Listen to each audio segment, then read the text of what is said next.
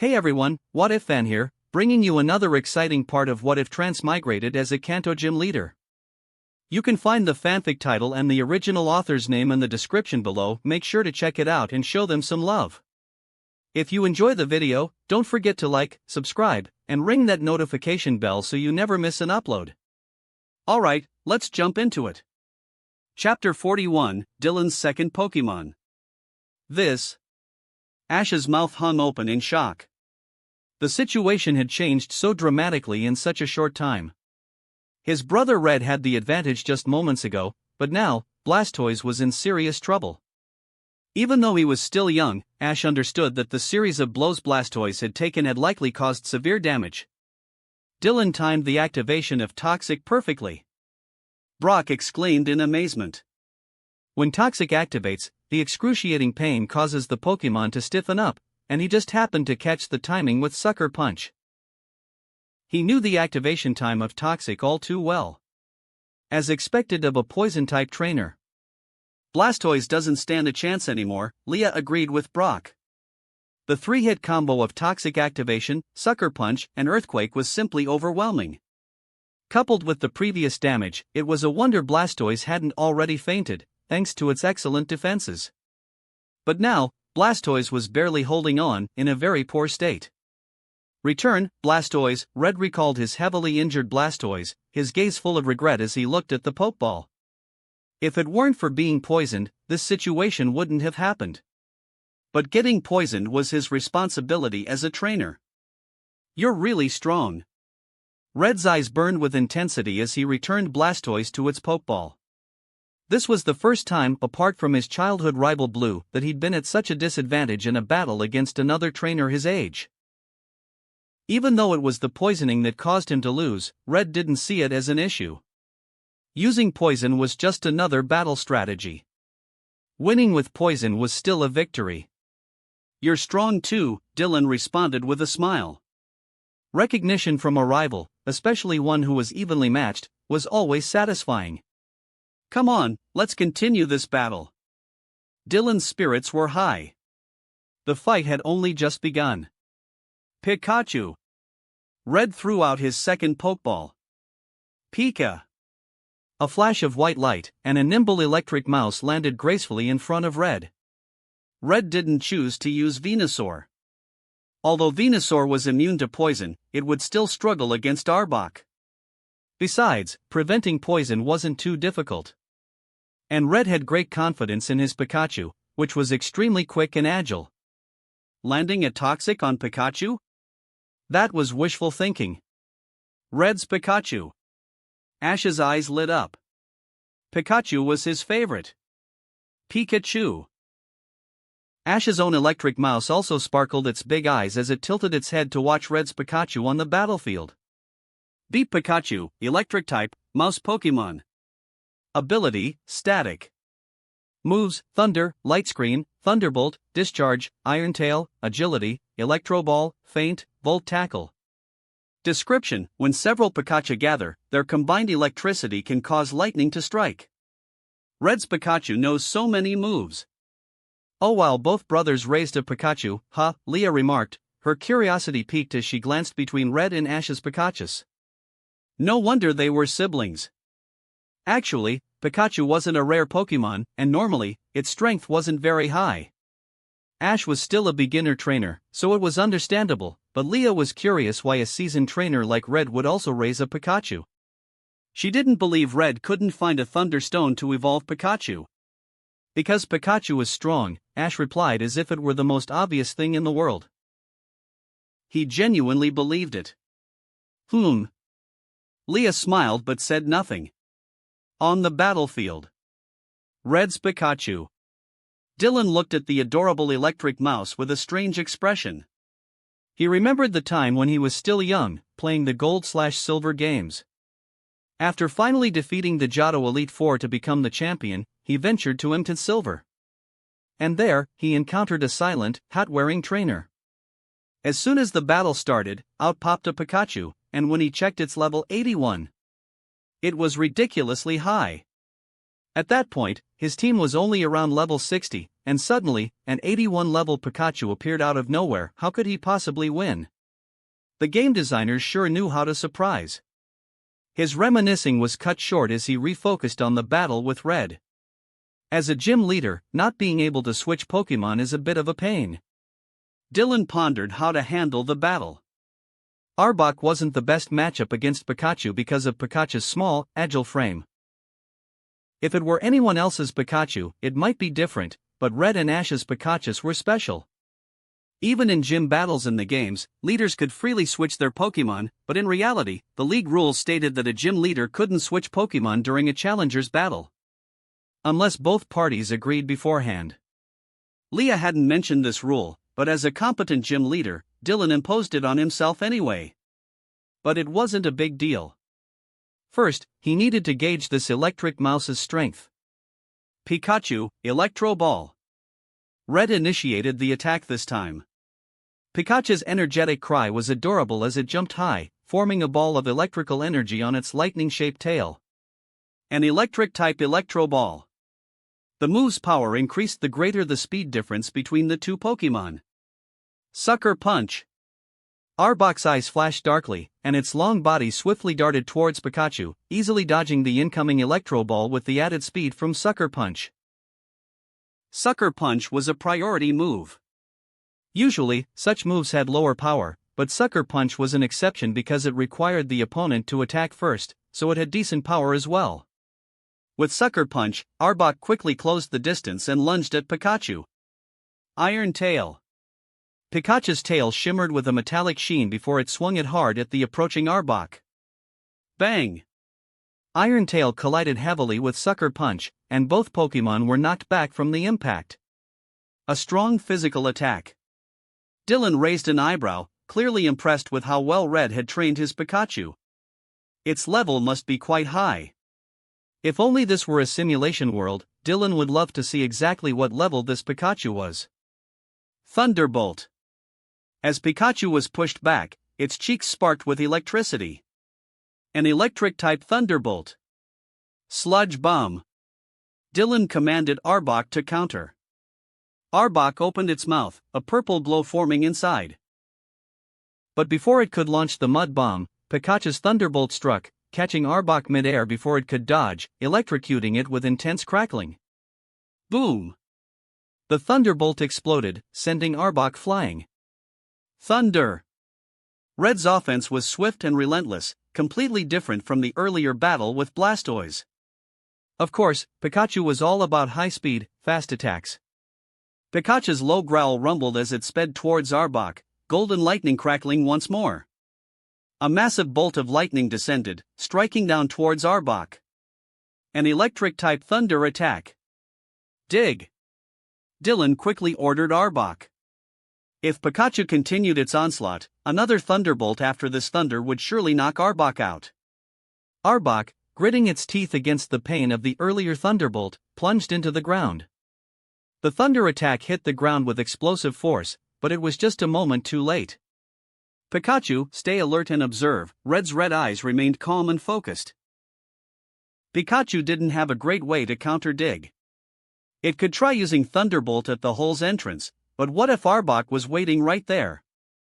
That would be too risky. It was better to wait and watch, and Red trusted his Pikachu's ability to react quickly to avoid a Dig attack. He didn't go for a follow-up. How cautious, Dylan noted with a hint of disappointment.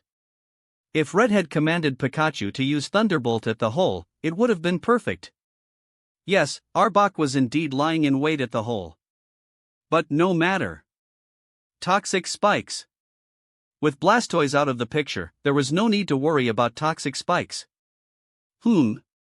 Red frowned slightly. From the hole, Arbok's head emerged, a deep purple Toxic Spikes ball forming at its mouth. Pikachu. Thunderbolt. Pika. Pikachu acted quickly, launching a swift Thunderbolt at Arbok. Boom! Thunderbolt struck Arbok once again, causing it to cry out in pain, its condition deteriorating rapidly. But the Toxic Spikes had already been released into the air. Electro Ball. Pikachu leaped into the air, sending another crackling electro ball hurtling toward Arbok. Boom! The electro ball exploded, sending up a cloud of dust. High above, the toxic spikes burst like fireworks, scattering strange purple fluid that seeped into the ground. The entire battlefield seemed to glow with an eerie purple light before returning to normal. When the dust settled, Arbok lay at the entrance of the hole, its eyes swirling, unconscious. Red furrowed his brow, recalling what he knew about toxic spikes. Arbok is unable to battle. Pikachu wins. Leah, acting as the referee, did her job well. She quickly checked on Arbok, confirmed its condition, and announced the result. Yay, Pikachu is amazing! We scored the first point. Ash cheered excitedly. Even though Blastoise had been heavily injured, it was a great start for Pikachu. Chapter 42, Pikachu vs. Drapion. Wow, this Pokemon looks really fierce. Huh? Ash looked at Drapion in awe and then took out his Pokédex to check its information. However, no data available. Seeing this message on his Pokédex, Ash was momentarily stunned. Your Pokédex hasn't been updated, has it? This is a Drapion from the Sinnoh region. If your Pokédex is only for the Kanto region, it won't be able to scan it. Eileen smiled and handed her Pokédex to Ash. Pokédexes vary by region. If it hasn't been upgraded to the national dex, a regional Pokédex can only scan Pokémon from its specific region. If you're from Pallet Town, you should have Professor Oak upgrade it, or you could pay someone to do it for you. Oh. I didn't know that. Ash scratched his head. Deep Drapion, a poison/dark-type Pokémon, the Scorpion Pokémon. Ability, Sniper. Moves, Cross Poison, Toxic Spikes, Night Slash, Earthquake, Rock Slide, etc. Description. It has a very strong physique and can overwhelm opponents with its powerful strength, even without relying on its potent poison. This Drapion looks really strong. Poison and Dark type. That's a really good type combination, Brock mused, supporting his chin with his hand. Of course, it is. The only major weakness is to ground-type moves, so it's definitely a tough opponent, Leah casually remarked, curiously observing Drapion. Although Drapion wasn't particularly tall, standing at about 1.5 meters, its overall body length was around 3 meters, and its upper body could rear up, making it visually imposing, almost like a medium-large Pokémon. What's really important is the toxic spikes on the field, which were set up earlier by Arbok, Eileen remarked with a polite smile. Toxic spikes? Ash and Misty looked at Eileen in confusion, while Leah and Brock seemed deep in thought. You'll see soon enough, Eileen smiled without saying more. Toxic spikes wasn't a widely known strategy at this point, and even Koga, the Fuchsia City gym leader who specialized in poison types, rarely used it. As a result, toxic spikes wasn't something most people were familiar with. After all, there are hundreds of moves that Pokémon can learn, but only a fraction are commonly used in battles. In many cases, a battle could be won using just a move or two. But today, Toxic Spikes was sure to leave an impression. Drapion, Pin Missile. Dylan initiated the attack. Drapion's pincers on either side of its head glowed white and swung heavily. A barrage of tiny white light beams shot through the air towards Pikachu, covering a wide area. From Pikachu's perspective, the Pin Missile barrage filled its entire field of vision. Bug-type Pin Missile. Pikachu, jump up and use Thunderbolt. Red commanded, his voice calm. He was concerned about the toxic spikes. If he remembered correctly, it was a poison-type control move. Although Red was a prodigious trainer, having only started his journey less than 6 months ago, his experience against a wide range of opponents was still limited. Each battle allowed him to grow, but Dylan was the first strong poison-type trainer he had faced, even stronger than Koga. Pikachu leaped gracefully into the air, its cheeks sparking with electricity. Thunderbolt. Golden electricity shot out to meet the incoming Pin Missile barrage. Boom! Thunderbolt and Pin Missile collided intensely, golden electricity clashing wildly with white beams, causing violent explosions and thick smoke to fill the air. Although Pin Missile's initial power wasn't strong, its barrage nature made it formidable once enough missiles were fired. Strong winds and shockwaves spread out, blowing Red and Dylan's hair and clothes. This Drapion is stronger than that Arbok from earlier. Red narrowed his crimson eyes, confirming his suspicion. There was no doubt. From just this one-pin missile, he could tell that Drapion's combat power was superior to Arbok's and would be much harder to defeat. Red considered his strategy, but the next moment, as the thunderbolt ended and Pikachu landed, a strange deep purple poison light spread across Pikachu's body. Pika! Pikachu winced in pain, its entire body suffused with a menacing purple glow. This was the effect of the toxic spikes. What is this? Seeing this, everyone around was surprised. Pikachu! Red's expression changed slightly. Was it the toxic spikes? Drapion, pin missile. Dylan's lips curved into a small smile. Long. Drapion let out a deep growl, and its large pincers swung again. A dense barrage of white pin missile beams shot out like arrows. Pikachu! Dodge it! Red commanded without hesitation. Although the bug-type pin missile wasn't super effective against Pikachu, Pikachu's defense wasn't great, and getting hit would deal significant damage. Pikachu gritted its teeth, enduring the pain from the toxic spikes as it struggled to stay on its feet, continuously retreating. Boom! Boom! Boom! Pin missile blasts exploded around Pikachu, but it managed to dodge most of them, the effects of the toxic spikes slowly fading away. Volt Tackle. The toxic spikes continued to linger on the battlefield, and Red suspected they might activate again, so he needed to finish this battle quickly. Pika Pika Pika. Pikachu dashed forward, its entire body crackling with intense electricity as it charged towards Drapion with unstoppable momentum. Electric-type Volt Tackle. A signature move that only the Piku evolution line could learn. Drapion, Night Slash. Drapion let out a menacing growl, its pincers glowing with a dark purple light as it advanced towards the charging Pikachu. Dark-type Night Slash. Pikachu, having reached Drapion, leaped up and slammed into Drapion's head with full force. Night Slash versus Volt Tackle. The two glowing purple pincers clashed heavily with the Volt Tackle. Bang! A dull sound echoed, and the next moment, powerful shockwaves erupted from the point of impact between the two Pokémon. Scattered electricity shot out, the golden and black lights dazzling. But the struggle didn't last long. Drapion's Night Slash was slowly overwhelmed by Pikachu's Volt Tackle. Volt Tackle was incredibly powerful. Drapion resisted with all its might, but it couldn't withstand the impact of Volt Tackle. Night Slash was shattered, and Volt Tackle slammed into Drapion's face. Drapion roared in pain, nearly knocked over by the small Pikachu, staggering back several steps before regaining its balance. This hit from Volt Tackle was not light. So cool! Ash exclaimed excitedly, his eyes sparkling. As expected, Pikachu was strong. Even such a big scorpion can't stand up to Pikachu. Strong, but what now? Dylan raised an eyebrow, looking at Pikachu with a half-smile. Pikachu, who had hit Drapion, was thrown back by the recoil and landed, but as it did, an electric current ran through its body, a side effect of Volt Tackle. But that wasn't all. The ground beneath Pikachu glowed purple, and the eerie deep purple poison light once again enveloped Pikachu. Pika, Shoo. Pikachu winced in pain, curling up tightly as the combined effects of the Volt Tackle recoil and the toxic spikes took their toll. Red frowned slightly. As he feared, the toxic spikes triggered more than once. Drapion. Dylan seized the opportunity.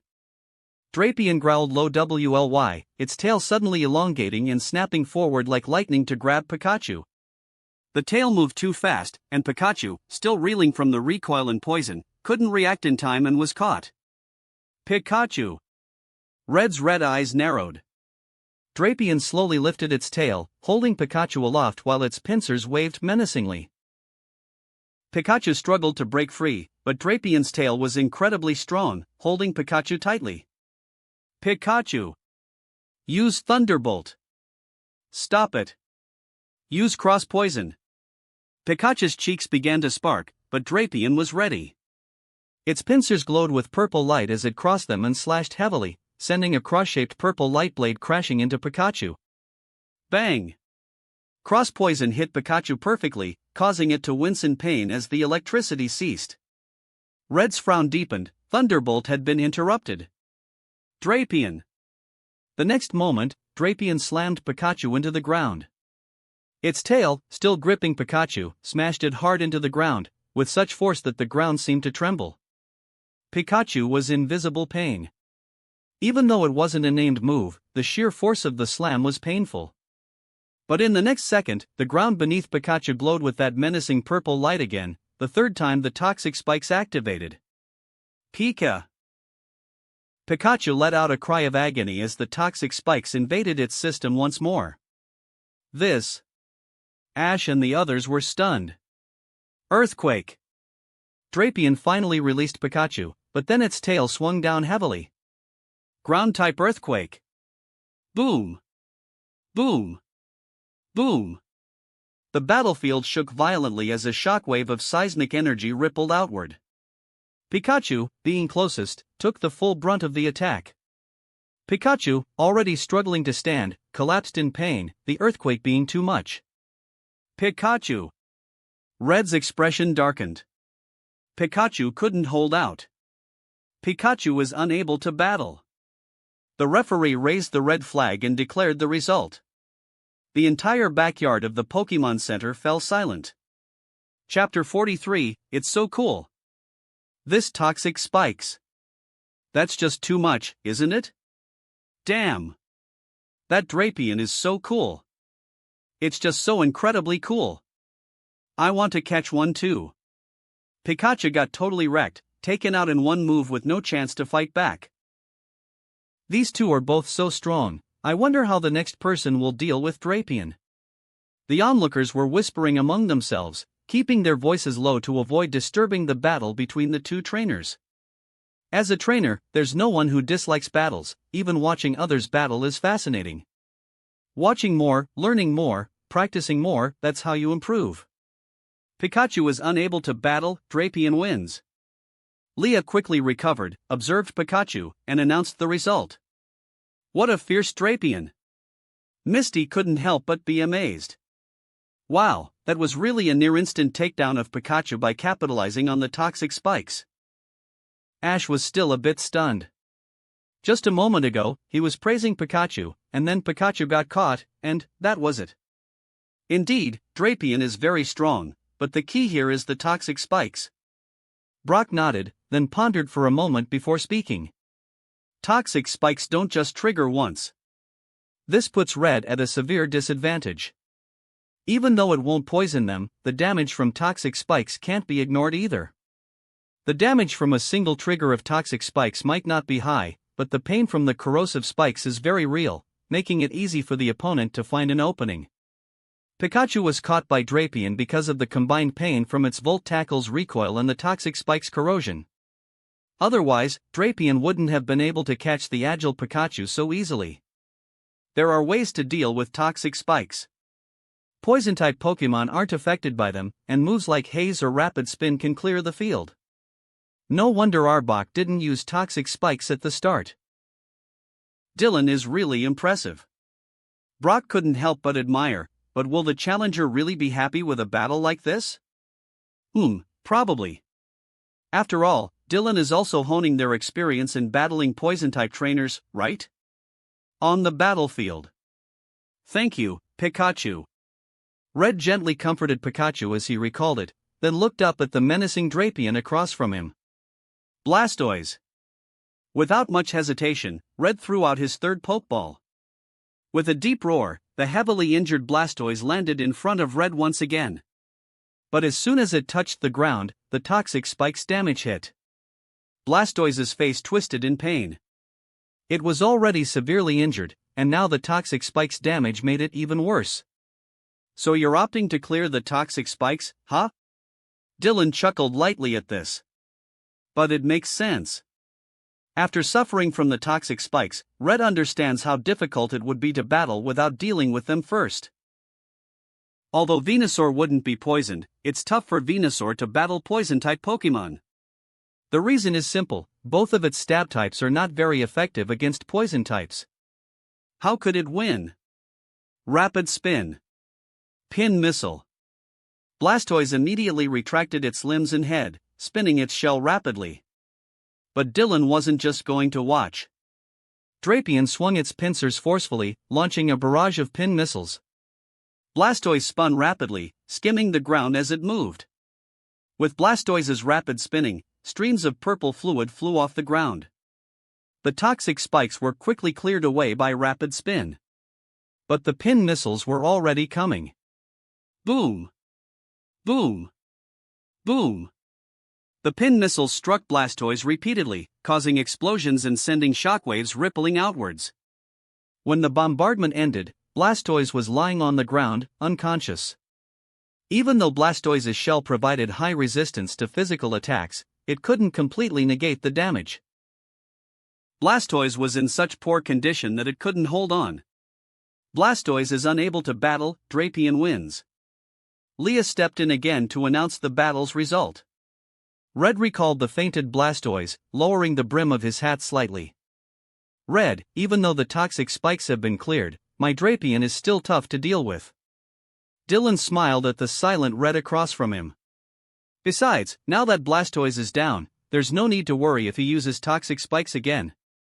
Snorlax. Red remains silent, throwing out his third Pokeball. Snore. With a flash of white light, a large, bear-like Pokemon heavily landed in front of Red. Its body was mostly blue, with a white belly. It had a very chubby physique, with a plump face and eyes that were almost always squinting, giving it a somewhat dopey look. It was Snorlax.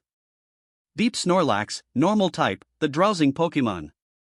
Ability, thick fat. Moves: Belly Drum, Hammer Arm, High Horsepower, Amnesia, Heavy Slam, Giga Impact, Fire Punch. Description: it spends its days eating and sleeping in a continuous cycle.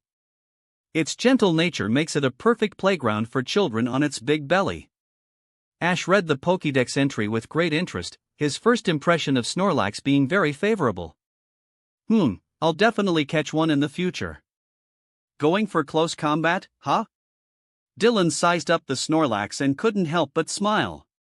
He wasn't afraid of close combat. Snorlax, Belly Drum. Red glanced at Drapion and then decisively gave the order. Snorlax roared, its body undergoing rapid changes, swelling and contracting as if enduring some kind of intense pain, its expression twisted. A normal-type Belly Drum. Going all out, huh? The crowd watching was stunned. Belly Drum is a very interesting move. After using it, the user's attack stat is maximized. According to Pokemon researchers, a Pokemon's stat boosts have a limit, with 6 stages being the maximum. Any further attempts to boost the stat will have no effect. The same goes for stat reductions, with 6 stages being the minimum. Moves like Swords Dance and Nasty Plot only raise attack and special attack by 2 stages each, but Belly Drum is different. It raises attack by 12 stages. This means that even if your attack has been lowered by 6 stages, Belly Drum can still max out your attack up to 12 stages. Of course, since 6 stages is the maximum boost for attack, Belly Drum will only raise it by 6 stages if it hasn't been lowered. But Belly Drum has a severe drawback: it causes significant damage to the user. In game terms, the user loses half of its HP. Toxic Spikes. Dylan was a bit surprised too. Starting with Belly Drum means Red is really going all out and wants to win badly.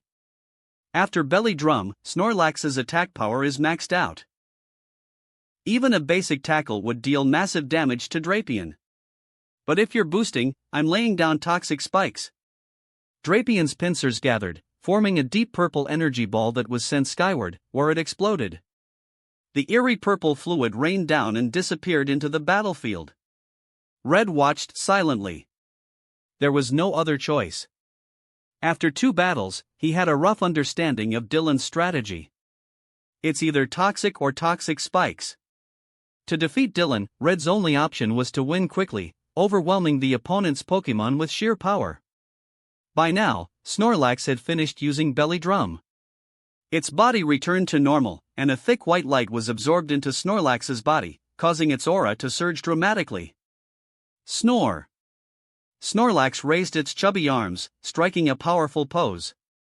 It felt like it was overflowing with limitless, inexhaustible strength. It felt invincible. Snorlax tried its best to open its squinted eyes and glare at Drapion, but it was difficult. Still, no matter. Just a mere scorpion, how could it match the might of Emperor Snorlax? Victory was certain. Chapter 44, You expect a poison-type user to play fair? Belly Drum succeeded. The audience was in awe as they watched Snorlax, now radiating an overwhelmingly powerful aura. In official battles, it's rare for a trainer to fully maximize their Pokémon stats. But now, Red Snorlax had done it. But the toxic spikes have been laid down again, and Snorlax has lost a lot of health using Belly Drum. If it can't land an attack on Drapion. Misty furrowed her delicate brows, analyzing the situation rationally. Snorlax's physical attack power was now absurdly high, but Pokémon battles aren't just about comparing attack stats. And let's not forget, Snorlax had already lost a significant amount of health before even starting the fight, all because of Belly Drum. Red's definitely got this, Ash declared, full of faith in his brother. After all, Red had been his idol since childhood. You're right, though. It all depends on how well they command their Pokémon now. Leah nodded in agreement with Misty's assessment. Though her skills as a trainer didn't match up to Dylan's or Red's, she was still far more experienced than Ash and his friends. On the battlefield, Drapion and Snorlax, both massive Pokémon, stared each other down from a distance, the tension between them palpable. Drapion, Pin Missile. Dylan was the first to act. With a low growl, Drapion swung its massive pincers, unleashing a barrage of white, needle-like projectiles. Snorlax is a pure normal-type Pokémon, which is quite unique. Among the 18 types, only Fighting-type is super effective against it, while Ghost-type attacks are completely ineffective. Everything else deals neutral damage. Dylan didn't know Snorlax's ability, but it had to be one of three: immunity, thick fat, or gluttony.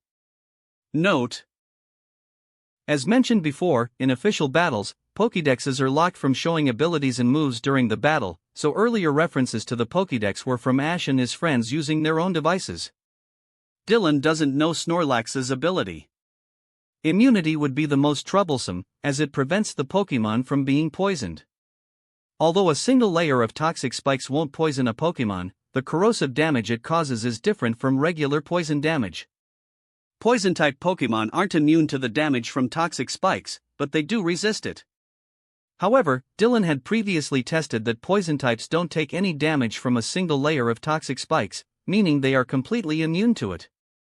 So, there's a chance that Snorlax, if it has the immunity ability, could be immune to the corrosive damage from a single layer of toxic spikes. Dylan wasn't entirely sure, but it was necessary to find out. Laying down the toxic spikes was a way to test Snorlax's ability.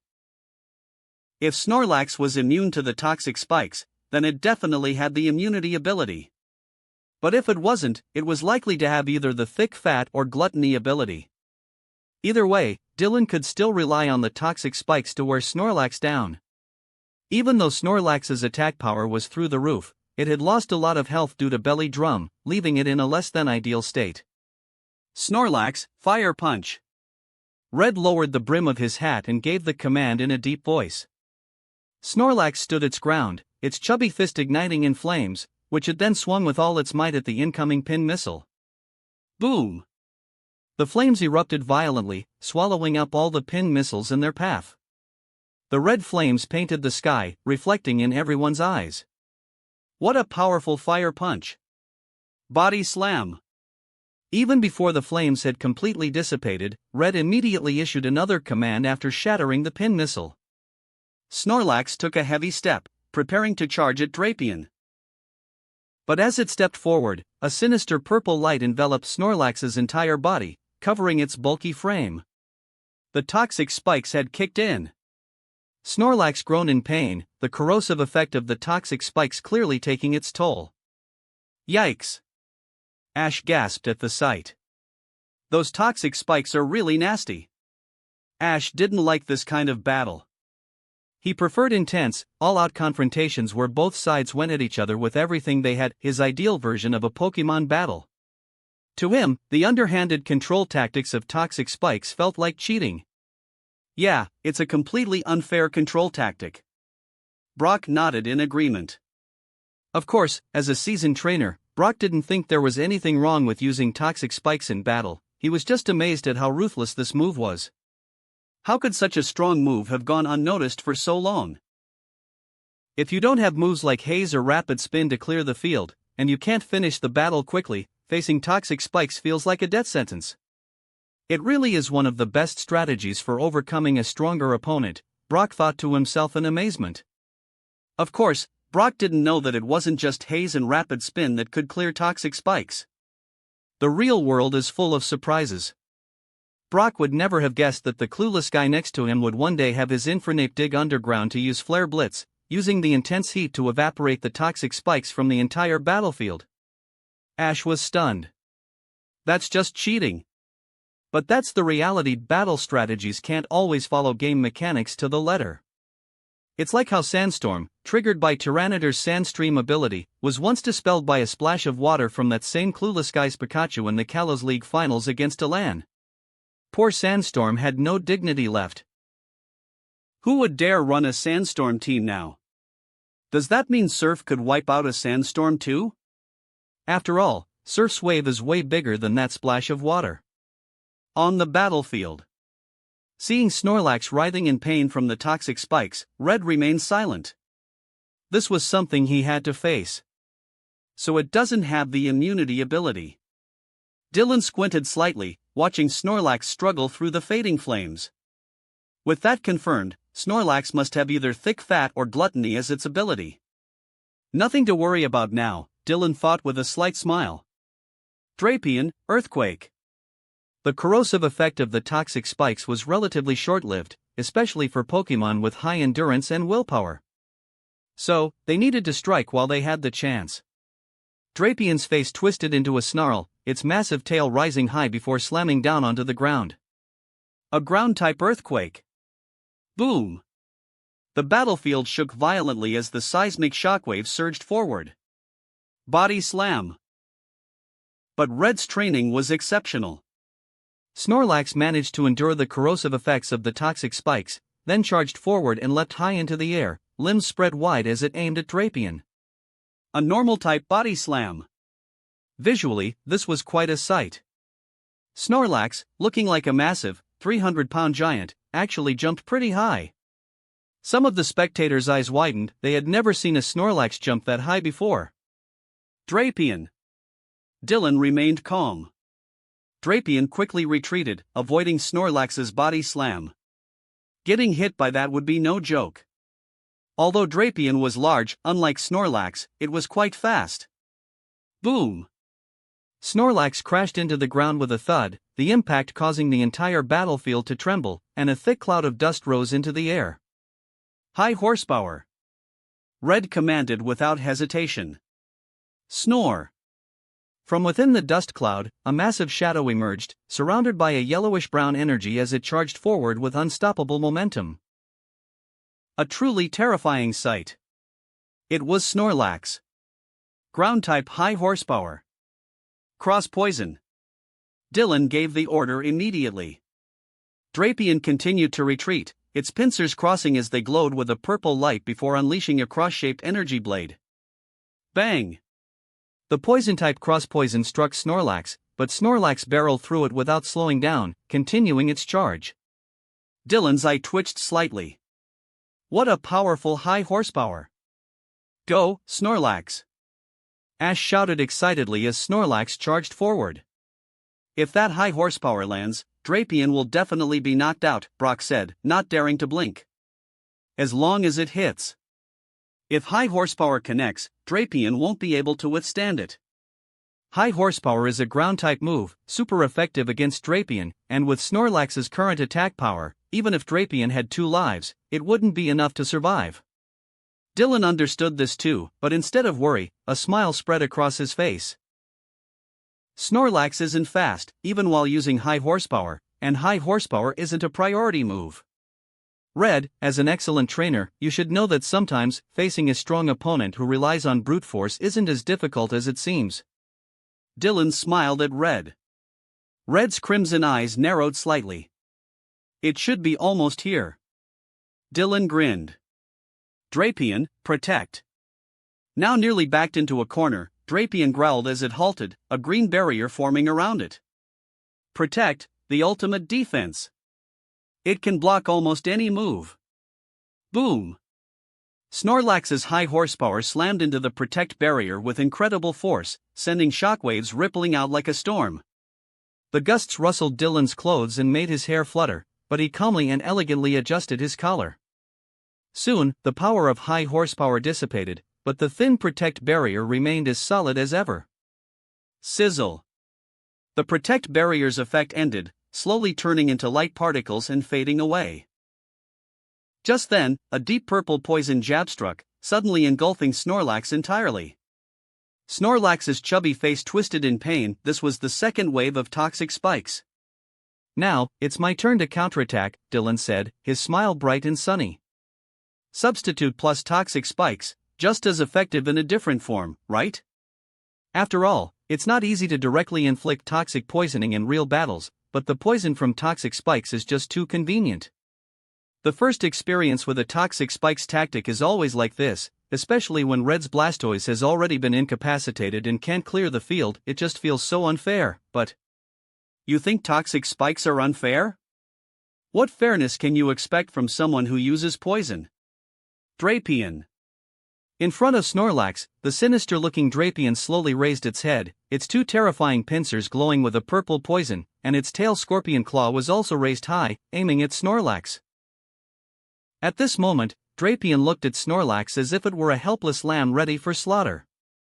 Not again. Red's crimson eyes narrowed as he pressed his lips together tightly. Once more, his Snorlax was being corroded by toxic spikes.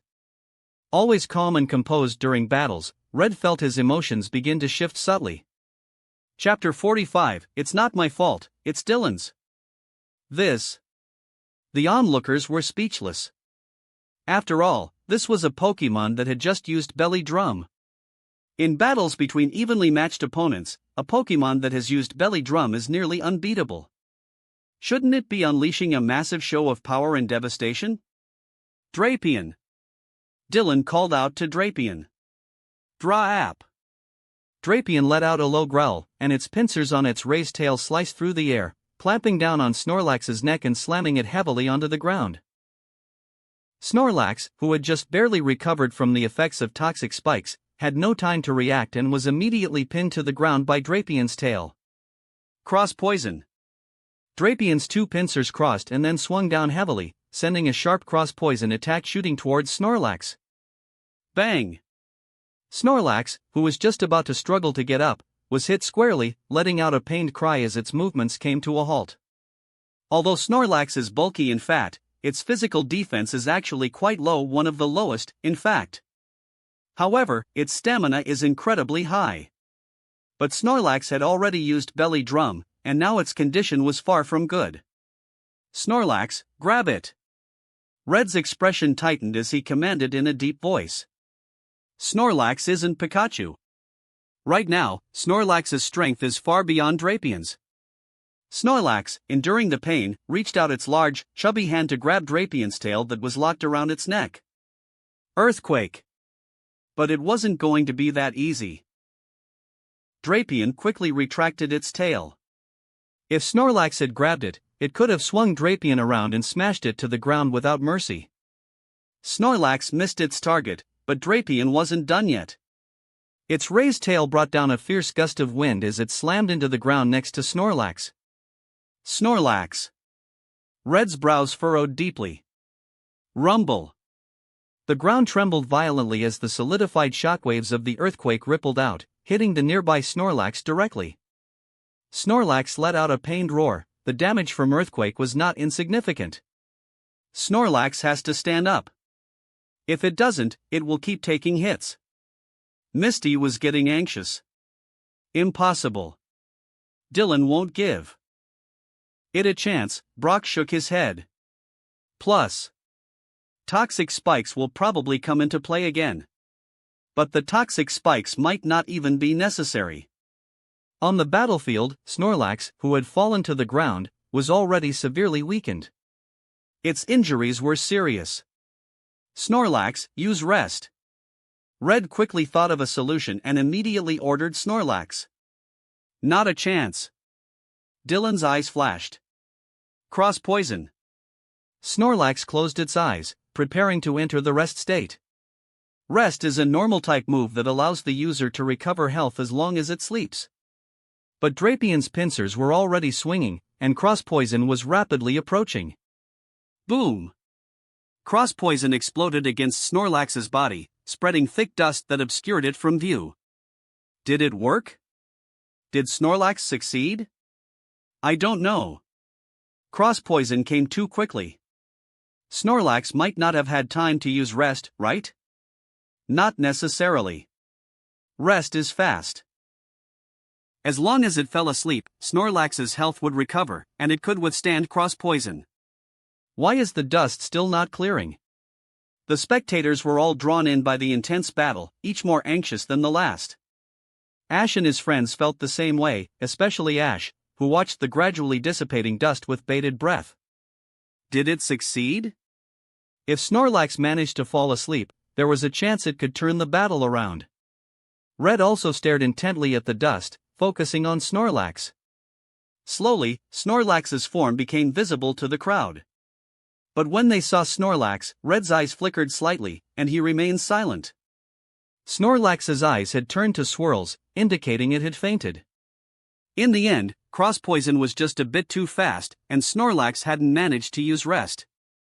Snorlax is unable to battle. Drapian wins. Leah stepped forward to check and crisply announced the result. On the scoreboard, Snorlax's portrait on Red's side dimmed. This was a 4v4 battle, and Red now only had one Pokémon left. Red silently recalled Snorlax, staring at its Pokeball for a long moment, his emotions complex. To be honest, by this point in the battle, Red understood that his disadvantage was now significant. After all, Drapian was only Dylan's second Pokémon, and it was still in good condition. This meant that if Red wanted to win, his last Pokémon would have to defeat all three of Dylan's remaining Pokémon. There was no denying it, Dylan was different from any opponent Red had faced before. In his previous battles, almost all of them were straightforward, face-to-face confrontations. But Dylan was different. While his Pokémon weren't weak, the true core of his team seemed to be the poison and toxic spikes field strategy he employed. At least, that's how Red saw it for now. Even though Dylan had only used 2 Pokémon so far, Red knew that whether it was Arbok or the stronger Drapian, in a normal, straightforward battle, he believed his Blastoise and Pikachu could defeat them. But now, even Snorlax had been taken down by Drapian. This was the first time Red had faced an opponent like this. He had really learned something. There's still a chance. But Red never gave up. He took a deep breath and steadied his mind. As long as the battle wasn't over, there was still a chance to turn the tables. He couldn't give up. Dylan is really strong, isn't he? Ash also realized his brother's situation was becoming difficult. He stayed silent for a while before finally squeezing out this comment. He really hadn't expected that his older brother, whom he admired, would be at such a disadvantage against someone his own age. Dylan now had 3 match points in hand. Eileen's fair face showed an even deeper smile, clearly indicating she was in a very good mood. Eileen? What's up, Leah? Dylan really started changing just half a month ago? Leah couldn't help but fall into deep thought, suddenly realizing something. Yes. Eileen was taken aback, then nodded. It was around that time that he decided to use a poison-type team first. Most of the Pokémon like Arbok, Drapian, and Sprigatito were captured and trained by Dylan during this period. Eileen smiled as she spoke. Eileen wasn't a trainer herself, although she knew that for Dylan to have trained Pokémon like Arbok to be so strong in just half a month, he must be an incredibly talented trainer. But she didn't have a clear concept of how remarkable that was. Hearing this, Leah, Misty, and Brock were stunned, while Ash didn't think too much about it. Can you be more specific? Were Pokemon like Arbok already strong when he caught them? Misty couldn't help but ask, her nerves growing tense.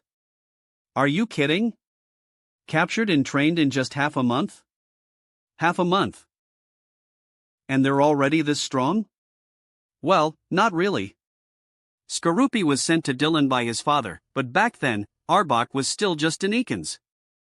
I went with Dylan to Mount Moon, and back then, Arbok couldn't even beat a Florigato. It was really weak. Eileen spoke gently and nostalgically, but then noticed the bizarre expressions on Misty, Brock, and Leah's faces. Ha! What's wrong with you guys? Ha. I really am a failure. Misty let out a dry laugh, her eyes hollow as she finally gave up all hope. Even Red took 3 or 4 months of travel to reach his current level of strength. What is Dylan trying to do? Is he trying to drive all the other trainers his age to despair? Does he not care about being human at all? This is way too demoralizing, ugh. Leah and Brock couldn't help but ponder. They were thinking, is it that we're too weak, or is there something wrong with Dylan, or maybe the world itself is broken? After a few seconds of reflection, Leah and Brock were absolutely certain there was nothing wrong with them because everyone else was just like them. Leah even felt that she was actually stronger than most of her peers, alright? When it came to monsters like Red, Leah didn't even bother to compare, she had already said he was a monster, so there was no point in comparing. As for Dylan, Leah was sure of one thing, it's not her fault, it's Dylan's. Who's responsible for making him such a freak? Yes, Leah was sure she hadn't lost her mind. The world must be the one going mad. Chapter 46, He's Really So Sunshine Why? Dylan was unaware of what Leah and the others were thinking at the moment, his focus was entirely on the battle. Alright, Red, let me see your final Pokemon. Dylan extended his hand with a smile. Red's red eyes were calm and focused. After a moment of contemplation, he threw out his starter Pokemon. Charizard. Roar! With a roar, a powerful Charizard flew above Red, its wings beating as it soared through the air without landing. In Pokemon Origins, Red's starter is Charmander. Looks like you're still cautious of toxic spikes. Dylan chuckled lightly at this and wasn't too surprised. Charizard has flying abilities, but it's rare for Charizard to make an entrance in flight. Red was evidently still wary of the toxic spikes. In the games, toxic spikes don't affect poison, steel, or flying-type Pokemon, and they only take effect when Pokemon enter the field. But that's just in the games. The fact that Paul's Drapion caused damage even when it threw Ash's Staraptor to the ground shows that, even for flying-type Pokemon, touching the toxic spike's field upon landing still results in toxic spikes damage. So, toxic spikes are really quite useful. Dylan had initially guessed that Red would use Charizard or Venusaur. In reality, Venusaur would be the best choice under normal circumstances. Because Venusaur wouldn't be affected by toxic spikes. But Red is not one to give up easily. Even if victory seems unlikely, he'll still fight for it. Venusaur taking on 3 poison-type Pokemon would be extremely difficult. Charizard, go for it. Seeing Charizard come out, Ash was very excited. This was his brother's starter Pokemon, and it could definitely turn the tide. Come out, Charmander. Ash even released his own Charmander, wanting it to watch and learn from Charizard. Charmander, pay close attention. You'll evolve into something like this someday. Charmander nodded vigorously, its bright eyes filled with admiration as it looked at the impressive and mighty Charizard. This is Red's last Pokemon. Brock wasn't as optimistic as Ash. If Charizard couldn't turn the battle around, Red would lose this gym battle. On the battlefield. Charizard, use Flamethrower. Red's handsome face remained calm and focused as he gave Charizard the command. Charizard opened its mouth wide, and Red's flames gathered inside. The next moment, a blazing beam of fire shot out. Cross Poison. Dylan ordered Drapion to counterattack. He wanted to gauge the intensity of Charizard's attack first. Drapion's pincers crossed, emitting a purple energy. As the pincers swung heavily, a cross-shaped blade of light met Charizard's attack. Boom! The cross poison and flamethrower collided heavily in midair, creating a roaring gust of wind. However, it wasn't long before the cross poison was overwhelmed and directly smashed through. The fiery beam continued its descent and struck Drapion directly. Drapion roared in pain. The burning sensation from the flames was quite uncomfortable. Special attack is very high. Dylan confirmed this. Drapion's physical attack was quite good, but the cross poison was actually overwhelmed by Charizard's flamethrower. Both in terms of strength and level, this Charizard was exceptional. Continue with flamethrower. Red ordered with a deep voice. If Charizard could take down Drapion without getting close, that would be ideal. Drapion's condition wasn't great after this long battle. Rock Slide. Charizard unleashed another intense flame, but Dylan wouldn't sit idly by. Drapion roared in fury, and giant rocks formed in the air, rapidly shooting towards Charizard. Rock-type Rock Slide. Moreover, the rocks were clearly aimed to avoid Charizard's flamethrower, making Red's eyes narrow. Dylan wanted Drapion to trade blows with Charizard. Charizard, dodge. Red ordered. Charizard immediately ceased its flamethrower and flapped its wings to evade the incoming Rock Slide attack. Flamethrower was normal damage to Drapion, but with Charizard's fire and flying type combination, it was 4 times weak to rock type moves. How could this be a trade? Red's Charizard was strong, but a rock type move with 4 times effectiveness was no joke. Taking a Rock Slide hit would be too costly. A normal person wouldn't accept such a trade. Charizard, Dragon Claw. Red decided to take a more risky close-range approach instead of continuing long-range attacks. Roar. Charizard let out a thunderous roar as pure Dragon-type energy coalesced around it. In the next moment, this dense, rich energy transformed into a fearsome dragon with claws bared, exuding a tremendous, intimidating aura. Dragon-type Dragon Claw. It released a terrifying aura while both intimidating and charging at the opponent. In the games, Dragon Claw is powerful but has a low accuracy rate, making it a move that often sits on the bench. However, in reality, Dragon Claw's usage rate isn't low. Its imposing aura can lock and intimidate opponents, making its accuracy quite decent. This move is really cool. Dylan admired the fearsome dragon, genuinely impressed. No matter what, Dragon Claw's special effects are incredibly impressive. That dragon made of energy is just so cool. And real battles aren't turn-based. The outcome of special moves doesn't just depend on accuracy and luck. The opponent isn't a target. Unless you use a move that guarantees a hit, there's no such thing as a move that will definitely hit. Even if you use a high-speed move that is guaranteed to hit, if you can't dodge it due to speed, you can still use a special move to counterattack directly. Retreat, use Pin Missile. Dylan ordered decisively. Charizard's Dragon Claw was coming fast and furiously. Drapion stepped back and raised its pincers to use Pin Missile in retaliation. Boom boom boom. Pin Missile continuously struck the attacking fearsome dragon, but all the pin missiles were shattered by Dragon Claw, barely managing to delay it for a bit. But that time was not enough. The distance between them was closing rapidly. Toxic. Dylan immediately ordered. Drapion stopped, and the massive pincers on its back glowed a deep purple. It swung heavily, sending a toxic attack at Charizard. Boom! Toxic and Dragon Claw clashed head-on. Intense shockwaves burst forth, and the ground beneath Drapion cracked with fissures. Drapion's face was extremely ferocious as it struggled to resist the silent roaring dragon, but Dragon Claw was just too heavy. Boom! Finally, the fearsome dragon broke through the obstructing toxic attack and slammed into Drapion, delivering a massive impact. Drapion roared in pain. With a violent explosion, Charizard soared into the air. Flamethrower.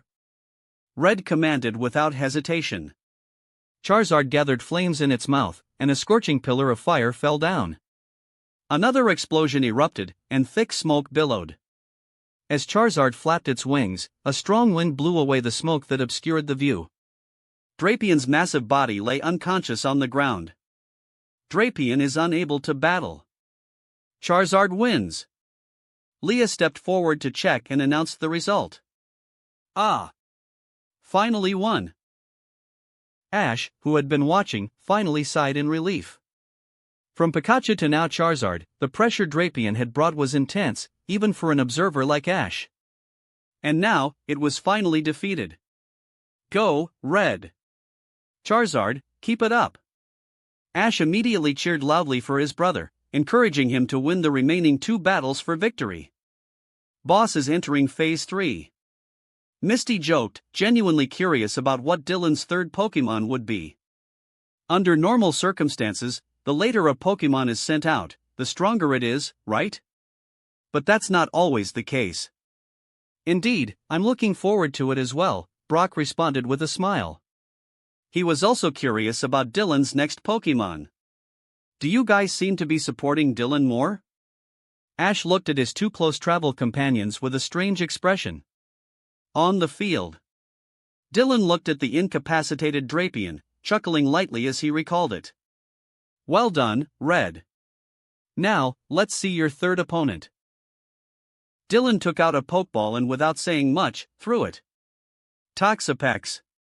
Prepare for battle. As the white light flashed, a Pokémon resembling a tent-like dome appeared in front of Dylan.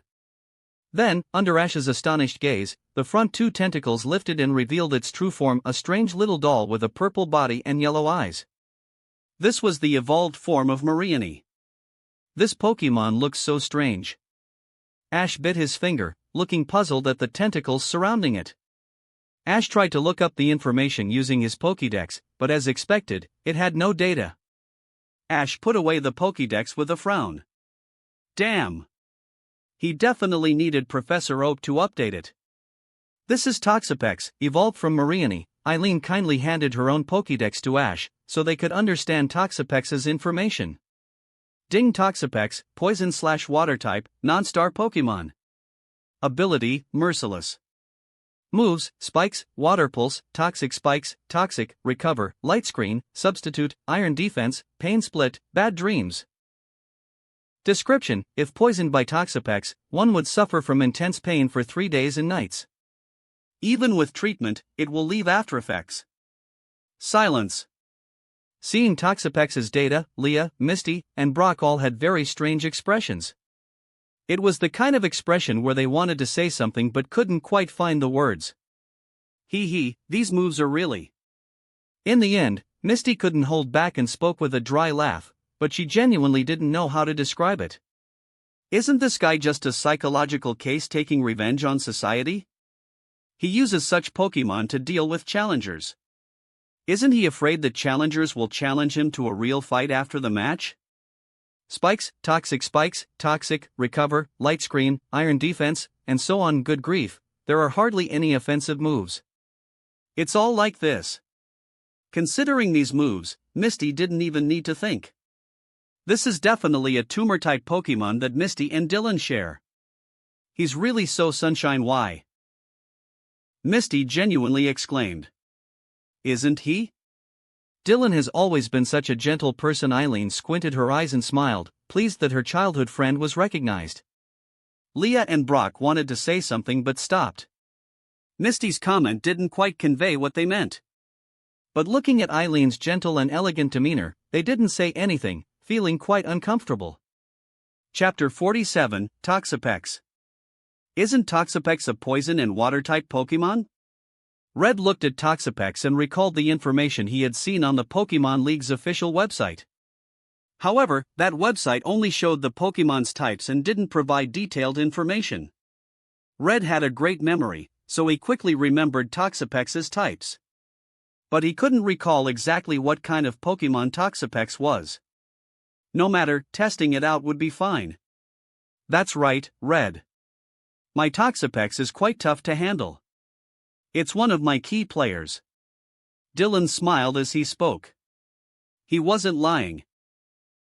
Toxapex was indeed a crucial member of his current team. Although it wasn't his ace, Dylan had to admit that his ace might not be as difficult to deal with as Toxapex. Red's usually serene face grew serious.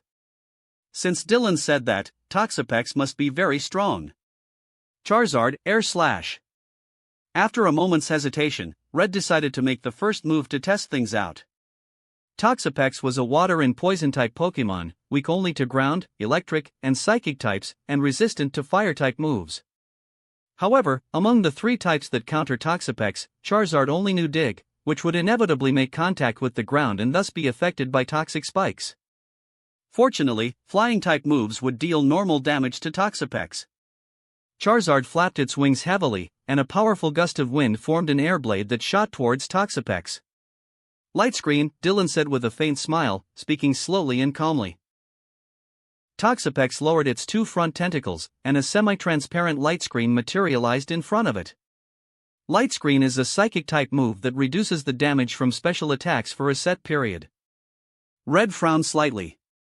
The sharp air slash hit Toxapex's tentacles directly, causing Toxapex's body to shiver for a moment, but then nothing else happened. The light screen became more solid, eventually merging into Toxapex's body, completing the shield. What kind of defense is this? Did Air Slash not hit? Ash stared, pointing at Toxapex in disbelief. Air Slash hit, but Toxapex only shivered a bit and took the hit without much effect? Toxapex's physical and special defense are extremely high. When our Arbok and Drapion practice their moves, they use Toxapex as their target. Even their Earthquake doesn't deal much damage to Toxapex. Eileen explained with a gentle smile. This way, both Arbok and Drapion could improve their move intensity and Toxapex's defense. However, currently, the attack strength of Arbok and Drapion had long fallen behind Toxapex's defensive growth rate. If Toxapex weren't so reserved, then if it were a Pokémon like Arbok, it would definitely say to Arbok and Drapion, "Is that all? Haven't you eaten?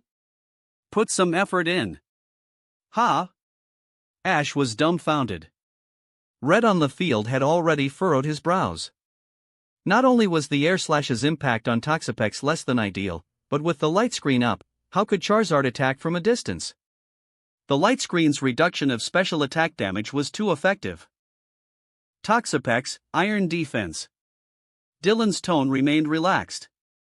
He had great trust in his Toxapex, especially since Red didn't know much about it. Toxapex let out a low hum, and a metallic sheen enveloped its body. Iron Defense, a steel-type move, greatly increases the user's physical defense. Dragon Dive. Red said solemnly. If long-range attacks were ineffective, then close combat was the way to go. And he couldn't just watch his opponent strengthen. Toxapex had already used Light Screen. If it used Iron Defense twice more, Charizard wouldn't be able to land a hit. Roar! A furious dragon's roar filled the air as the powerful dragon energy surged around Charizard, descending from the sky. Dragon Dive. Charizard was not only strong in special attacks but also excelled in close combat. Dragon Dive's charging speed was fast, and it soon arrived above Toxapex. You've fallen for it, Red. Dylan's lips curled up. Toxapex, Baneful Bunker. Toxapex immediately stopped using Iron Defense, and a strange purple barrier appeared around its body. Baneful Bunker. This is Toxapex's exclusive move. Baneful Bunker protects itself from most moves from other Pokémon. Yes, it's essentially a Protect-type move, but unlike Protect, during Baneful Bunker, if an opponent uses a contact move against Toxapex, the attacker will be poisoned. And contact moves generally include most close-range attacks, Dragon Dive being no exception. Wait! Charizard. Red looked at the peculiar purple barrier with some unease. But it was too late. Charizard was too close to Toxapex, and even if Charizard wanted to stop, it was already too late. Boom! The fierce dragon slammed into the Baneful Bunker shield, and a torrent of energy surged, creating a strong wind. The dragon roared frantically, trying to shatter the shield below. But it was futile. Although the Baneful Bunker shield was thin, it was exceptionally sturdy. As Dragon Dive's violent impact continued, a purple fluid from the Baneful Bunker flowed over the dragon, eventually seeping into Charizard's body. Dragon Dive finally exhausted its power, and the Baneful Bunker shield dissipated into light particles. Charizard flapped its wings, trying to fly away. But just then, a layer of purple poisonous light suddenly enveloped Charizard, making its body stiffen and its face contort in pain. Red's pupils contracted. Poisoned? Was it because of that strange purple protect? Wait, does your protect carry poison? Is there such an excessive move? Red fell silent. And this scene also left the surrounding crowd stunned. Ha! How did Charizard get poisoned? Baneful Bunker. It's that Baneful Bunker move. Goodness, this move is too sneaky. Sure enough, Pokemon with abstract appearances are always troublesome. Guys, I suddenly really want to play a poison-type team too. The spectators were either astonished, intrigued, or silent, but all were impacted in some way. Poison Jab. Dylan didn't care about this. He immediately ordered Toxapex to pursue. Toxapex raised its 2 tentacles, and purple poison gathered. 2 columns of poisonous liquid shot out. Poison type, Poison Jab. Bang! The poison jab struck Charizard, who was just recovering from the poison, right in the face. That's right, Toxapex aimed the poison directly at Charizard's face. Charizard roared in pain as its strong body toppled, crashing heavily to the ground. The merciless ability always targets critical hits on poison opponents, and Poison Jab's power doubles against poison targets. This means that this Poison Jab hit 2 buffs. Charizard had no chance of escaping the pain. And as Charizard hit the ground, it triggered another layer of toxic spikes, with purple poison quickly enveloping Charizard again. Hiss. Seeing this, Ash and the others couldn't help but gasp, and Charmander beside Ash stared blankly at its now miserable senior, its eyes wide with shock. That's right, the damage from toxic spikes and poisoning does not overlap. Even if poisoned, the damage from toxic spikes still applies. Because a single layer of toxic spikes does not cause true poisoning, only 2 layers will poison the opponent, something Dylan has experimented with. In fact, compared to the 2-layer toxic spikes poisoning, the 3-layer toxic spikes with its toxic status, Dylan found a single layer of toxic spikes more practical. Charizard was lying on the ground, eyes shut, face twisted, and body curled up. The pain from Poison Jab and the subsequent impact had left it in agony. Pain. It really hurt so much. Red has no hope left. Brock shook his head as he came to this realization. Charizard was already poisoned, and with that series of attacks, Charizard's condition was critical. And with Toxapex's ridiculous defense and light screen protecting it, even if it was a battle of attrition, Charizard would be worn out, not to mention Toxapex's self-recovery. Red's defeat was certain. This guy is really strong. Misty agreed, looking at Dylan with admiration. Although there was already a poison-type gym in the Kanto region, Fuchsia City's Koga was a poison-type expert. Misty wondered who was better at using poison-type Pokemon, Dylan or Koga. Curious, Misty tilted her head, suddenly looking forward to a battle between these 2 poison-type experts. That scene would definitely be very interesting. Chapter 48, Not Be Poison-type. The battle between Red and Dylan had lost all suspense. Charizard was already poisoned, and Toxapex's defenses were simply too formidable. Even though Red's Charizard was a dual threat, strong in both physical and special attacks, it was of little use in this situation. For Red, the remainder of the battle was essentially a form of torture. At this point, most people would have forfeited. There was simply no chance of victory. However, Red's willpower was indeed resilient. Despite the dire situation, he still didn't give up, searching for any opportunity. Yet, relentless perseverance doesn't always yield rewards. During another bout of poisoning, Charizard was once again struck down by Toxapex's venom and didn't rise this time. Charizard is unable to continue. Toxapex wins. Since the challenger, Red, has lost all 4 Pokemon, the battle is won by gym leader Dylan. Leah waved a small flag to announce the result. Upon hearing this, Red's crimson eyes flickered with a hint of dimness but quickly rekindled with intensity, staring eagerly at Dylan. Even Red lost. Ash, who was watching, looked particularly dejected. His brother, whom he always admired and looked up to, had lost, and it made him feel quite upset. Beside Ash, Charmander was also staring blankly at the fallen Charizard, unsure of what to think. No trainer can guarantee a 100% win rate, Ash. Brock patted Ash's shoulder, smiling as he comforted him. No one is truly undefeated in battle. Even the champion at the top of the Pokemon League doesn't win every battle. Moreover, Red is still young, and... Brock glanced at Red with a complicated expression. Red was indeed an incredibly formidable rookie trainer. But... Brock then looked at Dylan. Dylan is indeed very strong, and his use of poison-type Pokemon is exceptional. It's not surprising that Red lost. However, a key trait of a trainer is whether they can learn from their defeats and become stronger. Ash, do you think your brother is that kind of person? Brock asked suddenly. Of course. Ash replied without hesitation. Then it's just as I thought. Brock smiled. But? There's no but. These two are both monsters, it's not surprising who wins or loses. Misty interrupted Ash with a dismissive wave. To her, both Dylan and Red were just different kinds of monsters, so the outcome didn't seem strange at all. By the way, do you think Dylan will give Red the Rota badge? Misty was now more interested in this question. Huh? Ash looked puzzled and scratched his head.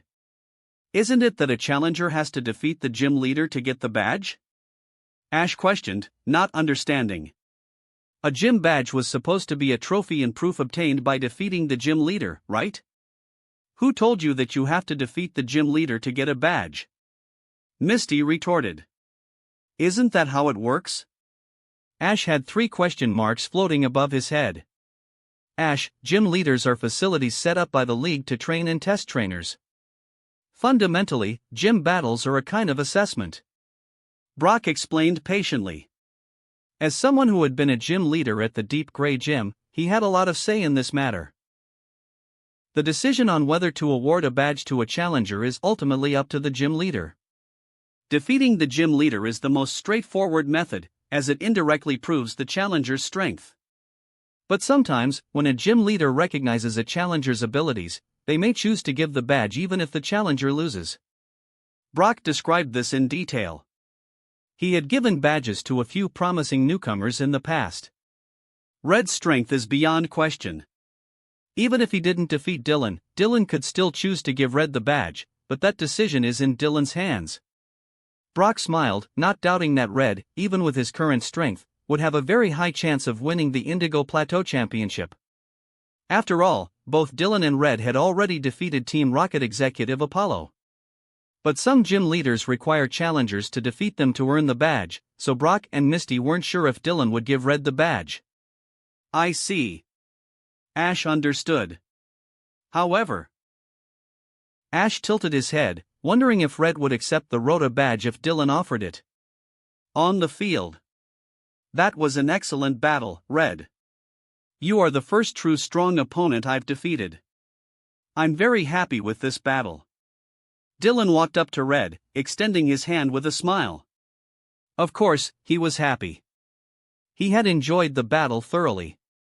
Next to Dylan was Toxapex, still shyly following Dylan just as it did in the past. Thank you, I gained a lot from this. Red shook Dylan's hand with one hand, while using the other to adjust the brim of his cap, habitually shading his eyes. I will challenge you again. Red, rarely talkative outside of battle, spoke fervently. Even with his eyes in shadow, the intensity was palpable. Although this gym battle didn't go well, Red wasn't particularly concerned about the defeat. It wasn't the first time he had lost to a peer. When he first left Pallet Town, he lost to his childhood rival, Blue. But did it matter? Not at all. Over this time traveling, Red seemed to have a sort of fate with that arrogant guy, as they coincidentally crossed paths 4 times. And each time, they inevitably battled. As of now, their record was 2 wins and 2 losses. For Red, losing wasn't frightening. Losing to others only meant one thing. Not strong enough? Experiences of failure were invaluable and wouldn't break him but would instead make him stronger. Until he reaches the top of Kanto and the pinnacle of the world. I look forward to your next challenge. Dylan gazed into Red's eyes, which seemed deeper due to the shadow of the cap, and his smile widened slightly. Dylan then took out a small, exquisite box from his pocket, opening it to reveal a glittering, emerald green tree-shaped badge. The badge was small yet beautiful, with a vibrant and eye-catching green color. This was the Rota Gym badge, the Tree of Beginning badge. Even though you didn't defeat me, Red, you deserve this Rota badge. Dylan took out the Rota badge and extended it to Red. Dylan considered himself a competent gym leader. Although Red lost, Dylan knew that Red deserved this badge. Red looked at the vibrant Rota badge in silence, not reaching out to take it. This is the first badge I want to give away since my transformation, Red. Dylan expressed his goodwill. He wasn't using this action to mock Red but was sincere. And this was the first badge Dylan wanted to give away after his reincarnation. This badge. I can't accept it. Red shook his head firmly. I will come to challenge you at your gym next time, Dylan. I will defeat you fairly and earn your badge. Red's youthful face was serious and earnest. This was the first time he spoke so much to someone he had just met. And similarly, apart from his childhood friend, this was the first time he had been defeated by another peer. Oh? Dylan raised an eyebrow. As expected of siblings, although he guessed that Red might not accept the free badge, it turned out that Red, like Ash, had the same unyielding trait. Since you say so, I look forward to it. But Red, defeating me to earn my badge will be very difficult. Dylan retracted the Rota badge, teasingly adding with a smile. Since Red had such determination, Dylan would satisfy it. Perhaps you'll never get my badge. Next time, I won't lose. Red said firmly. After all, this was his first time battling such a strong poison-type expert, and his experience was too limited. With this loss as a valuable experience, Red believed that with sufficient preparation and strategy adjustments, he would win next time. It's just poison, right? Such touching confidence. Dylan seemed to praise and sigh at the same time. After all, to truly reach the top, how could one defeat an opponent without such unwavering determination? I will await your visit, but Red, next time, the team I use might not be poison type. Dylan spoke slowly. Although he was increasingly fond of poison type Pokemon, he wouldn't stick only to them. Red's red eyes filled with question marks. What does that mean? Aren't you specialized in poison types? You actually have teams of other types? Chapter 49, The Artificial God. Red remained silent, falling back into his usual brooding state. But perhaps it was for the best. The more challenging the Rota Gym was, the greater the sense of accomplishment upon obtaining the Rota badge, right? Seeing Red revert to his usual aloof demeanor, Dylan shrugged. Perhaps in the future, Red would realize that despite having defeated the Elite Four of Kanto, vanquished his childhood rival Blue, and become the champion of Kanto, he would look back and wonder why he still couldn't obtain the Rota Gym badge. Thinking about it, Dylan found it quite interesting. That was a fantastic battle. You two certainly lived up to expectations, Dylan, Red. Temporary referee Leah, having seen the post-battle comments, cheerfully approached. Today had been quite good. Not only had they thwarted the plans of the detestable Team Rocket, but they had also met two impressive peers. The battle had been enjoyable to watch as well. However, now that it was over, she needed to continue her journey. Well then, cute little Leah will take her leave now. Let's meet again if fate allows. With a playful wave and a cute blink of her large eyes, Leah said her goodbyes. Next, Dylan and Red would need to tend to their injured Pokemon, and Leah had to continue her travels. Red. Goodbye. If you have time, come visit Rota, Dylan said with a smile. Alright, maybe if I can't get by out here, I'll come to apply for a position at your gym. Leah's pure smile was as bright as a sunflower, embodying a lively and optimistic young girl. At least she appeared that way on the surface. You're always welcome. The benefits are good, Dylan couldn't help but smile. MMHM. Leah smiled sweetly and skipped away with a light, joyful step. Dylan, Red, and the others returned to the Pokemon Center, but with so many injured Pokemon from the battle, Nurse Joy was still quite busy. Dylan and Eileen decided not to wait any longer, they needed to return to Rhoda tonight. Come visit Rhoda when you have time. As your host, I'll make sure to give you a warm welcome, Dylan said with a smile as he bid farewell to Red, Ash, and the others. We definitely will. Dylan, I'm going to challenge your gym too. Ash declared confidently, clenching his fist. He had decided that he would get the Rhoda Gym badge. Misty rolled her eyes, and Brock chuckled. Oh? Quite spirited, Dylan observed with interest. I'll give it my all too, Ash. I look forward to your visit. Dylan was not discouraging the eager young boy but was smiling in response. Though he had just begun his journey, Ash's enthusiasm as a challenger was quite interesting. Speaking of which, tomorrow, Celine would also be coming to the gym as an apprentice. As the teacher, Dylan was contemplating whether to prepare a starter Pokemon for this first apprentice. After the challenge, Celine could also train with Ash. After all, one was the main character from the anime, and the other was the protagonist of the 7th generation game. Both were key figures in the Pokemon series. By the way, Red, I recorded the battle between you and Dylan. May I post it online? Eileen remembered this and asked Red. As a queen, she naturally respected others' privacy, including Dylan's. Yes. Red paused at the question, then glanced at Dylan and nodded. There was no reason not to. Red didn't feel embarrassed. He had lost honestly, and Dylan's use of poison-type Pokemon was outstanding. Could I get a copy of the video? Red asked hesitantly. It would be best to have the video so he could review the battle in detail later. It would help him prepare for his next challenge, although Red didn't know if Dylan would use the same team next time. Of course, Eileen nodded with an elegant smile. Eileen and Red exchanged social media contacts, and she would send the video to Red once they returned to Rhoda. Misty and Brock also took the initiative to add Eileen as a friend. They were also interested in watching the battle video. Well then, goodbye everyone. Red, next time you challenge us, it will be an all-out battle. Dylan waved goodbye to the four, finally focusing on Red. Sure, Red nodded seriously. A 6v6 full battle was undoubtedly the most challenging mode for evaluating a trainer's skills, tactics, and depth. Red looked forward to it. With that, Dylan and Eileen left the Pokemon Center. As they exited the center, Eileen looked up at the sky, her beautiful eyes momentarily clouded. Today's experience feels a bit surreal. Could it not be surreal? She was originally a noble queen, had just come out for a brief vacation with her childhood friend, and then, by chance, boarded the world-class cruise ship S.SN. And then she encountered the Kanto evil organization Team Rocket. It was truly an experience she had never imagined in her life, but fortunately, everything was fine. Thinking of this, Eileen couldn't help but glance at the young man beside her, her lips instinctively curling into a happy smile. What's up? Why are you looking at me like that all of a sudden?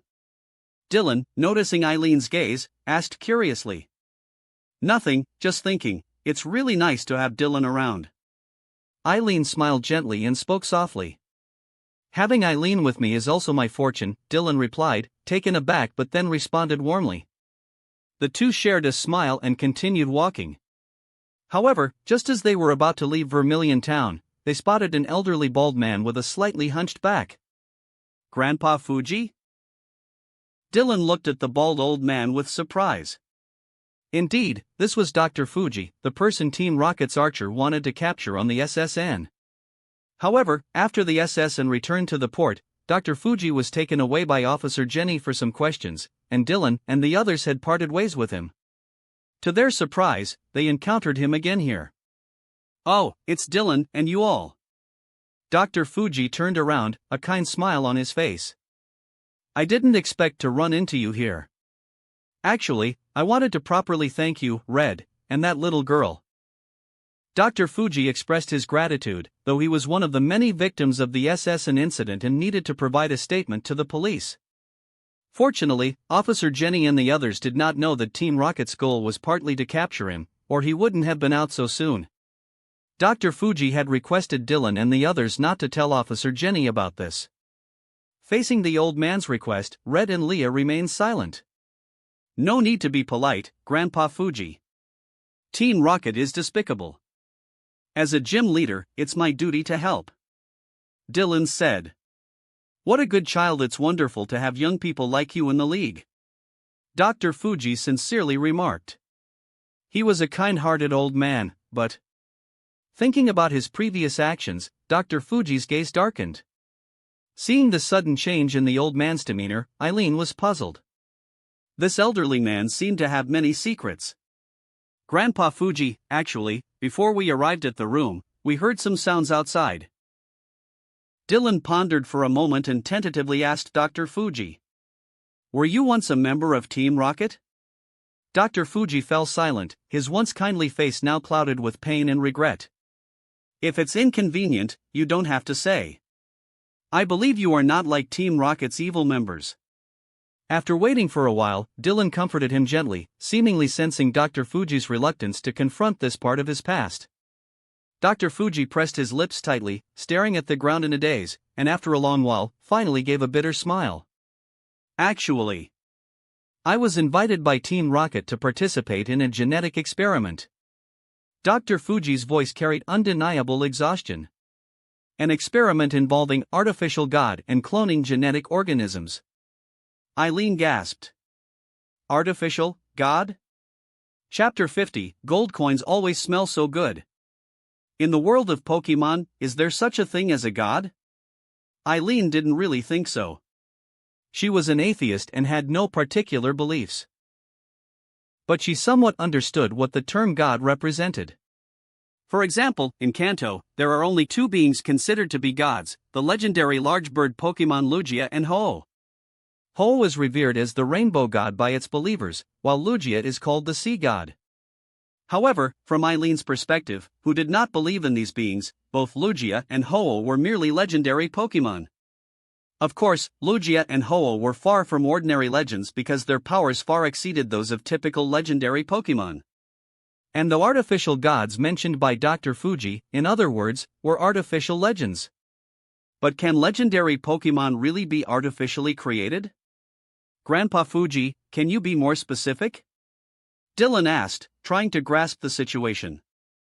Team Rocket somehow obtained Mew's genetic material and invited me to participate in the research. I didn't refuse. Dr. Fuji hesitated but eventually began to explain slowly. Why not refuse?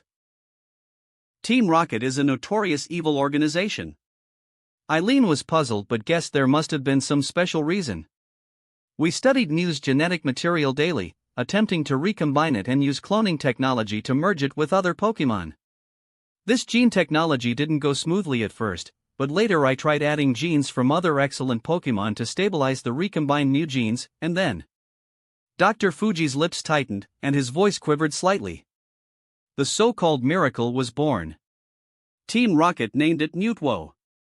Recombinant Mew genes, combined with genes from other excellent Pokemon to fix the defects in the recombinant Mew genes, gave birth to a new legend. Eileen was stunned. They really created an artificial legend? And it was made using Mew's genetic material. Incredible, Dylan remarked. The so-called legendary Pokemon, according to official explanations, are key Pokemon in the legends of the Pokemon world. Why are they legendary Pokemon? What is a legend?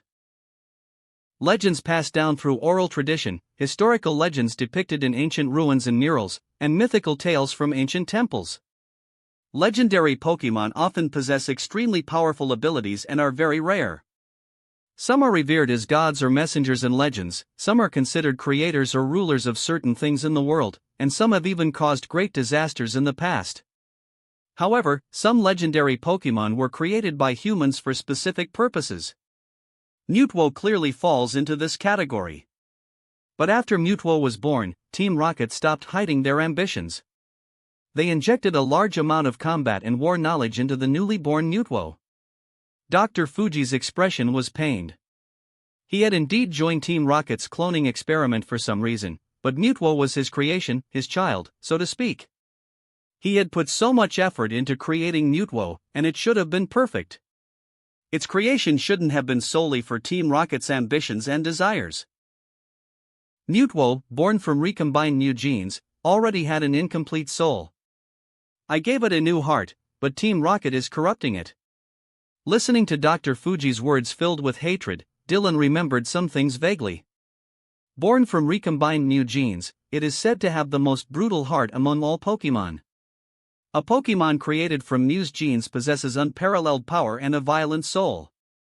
A Pokemon created through genetic manipulation, although its body can be made by human scientific power, cannot have a gentle heart. These were the descriptions of Mutwo in various Pokédexes across generations, highlighting Mutwo's uniqueness. I tried to stop them, but I couldn't do anything. With the help of friends, I escaped from Team Rocket and took all the research materials on Mutwo with me. Dr. Fuji's tone was extremely weary. Mutwo had already been born, and the next step was to adjust its bodily data while waiting for Mutwo's self-awareness to fully awaken. Team Rocket no longer allowed Dr. Fuji to have contact with Mutwo, fully demonstrating their ruthless nature. Understanding that staying with Team Rocket would only become more dangerous, Dr. Fuji left the research base with a fellow researcher. Do you remember where the lab that researched Mutwo was located? Dylan pondered and asked Dr. Fuji. After I escaped with my friend, Team Rocket relocated Mutwo. Dr. Fuji shook his head. Dylan felt a bit regretful. If only they could steal Mutwo before it fully awakened.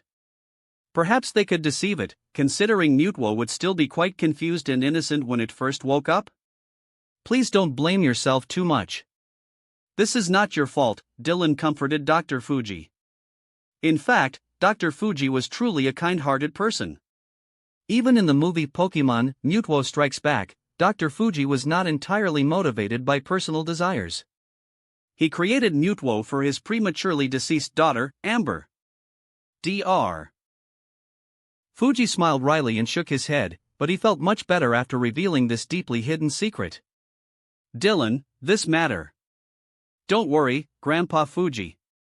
We won't tell anyone else. Thank you, Dr. Fuji expressed his gratitude. Actually, I secretly left many memories in Mutwo.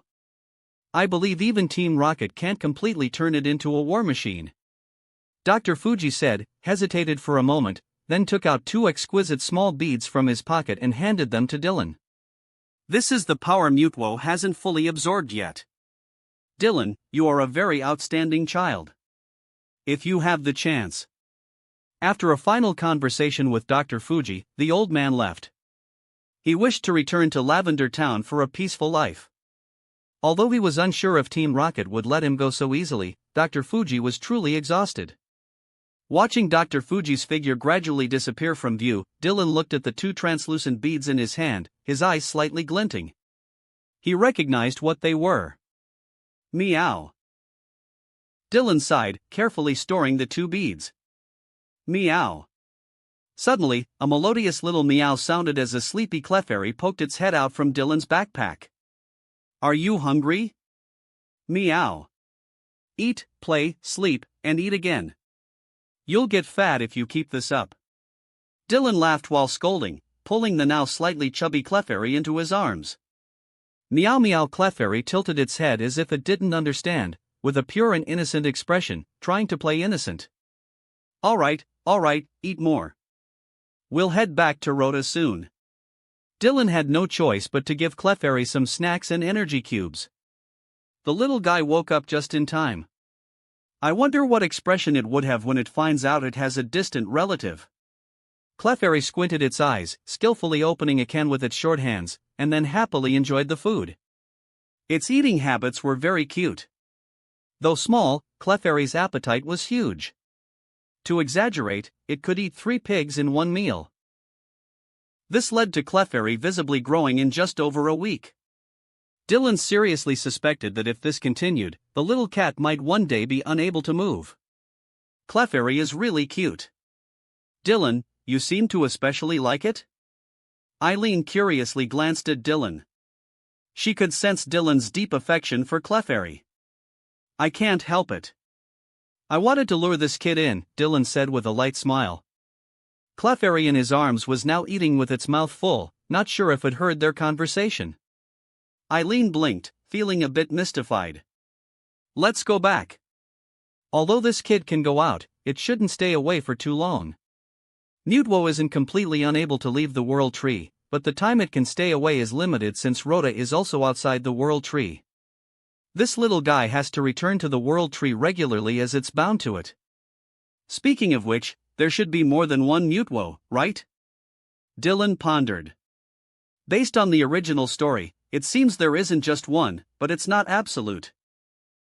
Newtwo is also known for wandering around.